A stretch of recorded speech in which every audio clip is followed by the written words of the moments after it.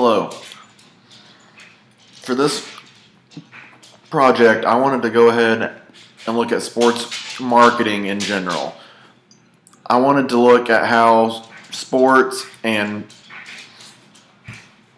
organizations that sponsor with sports leagues and franchises, how they go about determining who to form partnerships with, and then how they handle those relationships when issues come up or lawsuits, and how they go about how they determine if the bad publicity they're getting is worth the partnership income and revenue that they're making from that. To assist with this, I talked to Chelsea Fitzgerald, who is a sponsor services representative with the Oklahoma City AAA baseball team, and my wife, who is a marketing coordinator for a small bank in Oklahoma.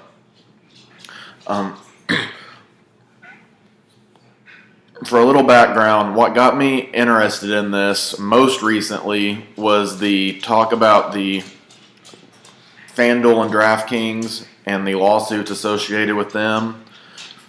To begin with, just for a little background, investors in DraftKings include the organization Fox, the Kraft Group, which is led by the New England Patriots owner Robert Kraft, Major League Baseball, Major League Soccer, and the National Hockey League, as well as Madison Square Garden.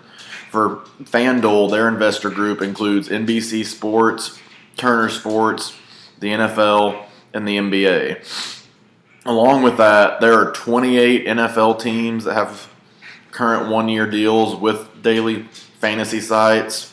There are 8 NHL teams, 28 MLB teams, and 25 NBA teams. Along with that, ESPN, which goes along with the rights to the UFC, they currently have an exclusive partnership with DraftKings as well. Their current lawsuits are what got me started in on this and looking into kind of how organizations and how these partnerships work, to where you don't want to get sucked into a lawsuit, but you're also getting tons of revenue from your new deal. So how do you go about managing those risks to make sure that you're not actually hurting your client base? Another pretty recent topic, which will be my second example, was the NFL going through their brain injury as well as domestic violence issues.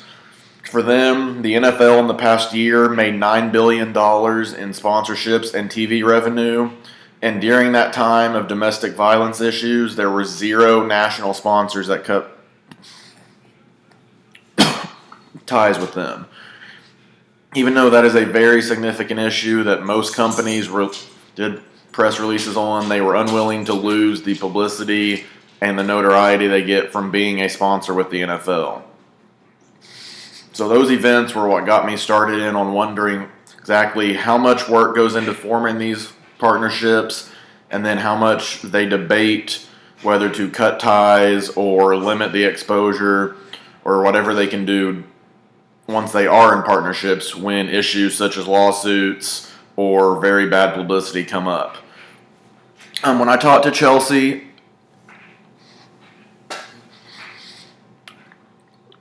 and Tracy, I asked them a set of 4 questions, and even though one works for a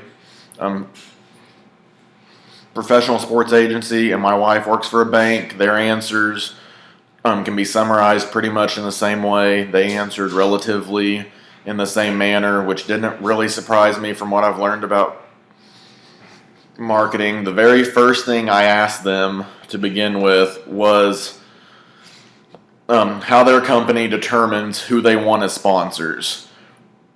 As far as the smaller companies like my wife's bank, she said most of theirs simply depend on demographics. They have a target audience and they are willing to partner with anybody who reaches relatively that same audience to give them exposure. They said for bigger companies, that's who they want to go for. You can reach more people that way.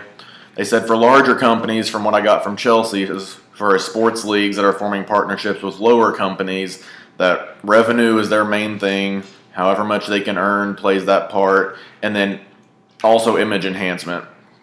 Going through some of the things, such as the NFL and their domestic violence, when that occurred, partners did not drop them, but the NFL gained new partners by funding domestic violence centers and education on that. So that was their way of trying to minimize the damage that was going to be done by that. The second question I asked them was, how do companies protect themselves when joining into large partnerships? That way you have outs, and if something does happen, you're not taken down with the company that you're in agreement with. They both agreed that when protecting themselves, most of that comes down to the legal department. It says they do more in-depth legal components. They do more disclosures within the contract, and most companies nowadays will put a right to cancel, which gives them a free out as long as there is cause whenever anything pops up. An example I was given was when FIFA went through their financial scandal. They had a bunch of sponsors pull out of their contracts due to the publicity it was getting, and they didn't want to be associated with the company anymore.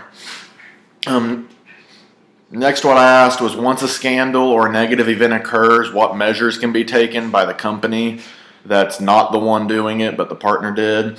And they both agreed press releases by the PR department, as well as an official statement by a high-up executive, are going to be the only thing that the partner is really able to do, try to minimize and deflect the issue onto the partner who actually committed the act, and not have it reflect back on them. Let it known that they're partners, but they had no involvement within the actual problem. And then the last thing I asked was, on that grounds, kind of how do you determine whether you do withdraw from a contract or not? As I mentioned earlier, there were 0 NFL partners that have cut ties during the domestic violence issue, even though 0 companies would agree that that is an all right issue to have. And they all talked about that it's the potential losses that you need to weigh. Said usually that determines by the base of the customers. That, for example, using the NFL domestic violence issue, if you were a company that sponsored 95% women, or your customer base was all women, then you would be much more likely to withdraw from that contract, simply because it looks bad to your customer base and directly affects them. They said it also, the larger the company reach is, the more that it'll take to withdraw, which is why the NFL hasn't lost their partners. They have the biggest reach of any organization right now, probably, and companies aren't willing to give that up just because of but because of one issue. They're not willing to give up the reach they gained by the NFL. They would rather just do press releases, official statements, and deflect the drama, let it slide by, and then pop up again. I chose this because the significance of the trend, I think, is simply the large financial impact. Sports are ever growing, and the money involved in it, money involved in all these partnerships is very significant and growing every single day. Explain the direction I think it's going to head. In my opinion, there's just going to be more impact. Social media increasing its influence. Every little event gets out now. The financial impact increasing. I believe this is just going to become more of an issue for companies trying to decide who to partner with, because you're looking at any small event's going to get out quickly. Social media spreads events and spreads kind of how it's looked upon. So a minor event can become major very quickly, and the financial ramifications are more significant now than they've ever been.